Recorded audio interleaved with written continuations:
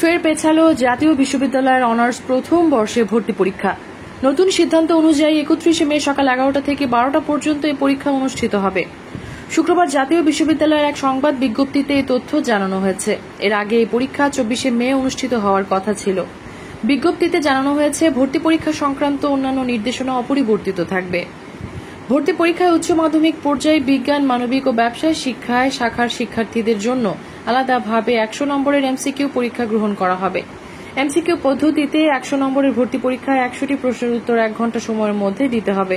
ভর্তি পরীক্ষায় প্রাপ্ত নম্বরের সঙ্গে শিক্ষার্থীদের এসএসসি পরীক্ষায় প্রাপ্ত জিপিএর 40% ও এইচএসসি পরীক্ষায় প্রাপ্ত জিপিএর 60% যোগ করে সর্বমোট 200 নম্বরের মধ্যে মেধা তালিকা প্রস্তুত করা হবে।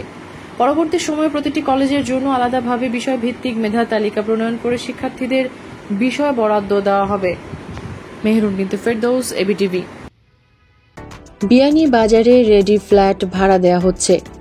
পৌর শহরের টিএনটি রোডে ইবনে আল মতিন টাওয়ারে শিশুদের জন্য বিনোদনের ব্যবস্থার পাশাপাশি সুসজ্জিত বেডরুম, রুচিশীল balcony, kitchen, dining, lift, CCTV, বিশাল পার্কিং ও ছাদ সহ থাকছে আধুনিক সকল সুবিধা।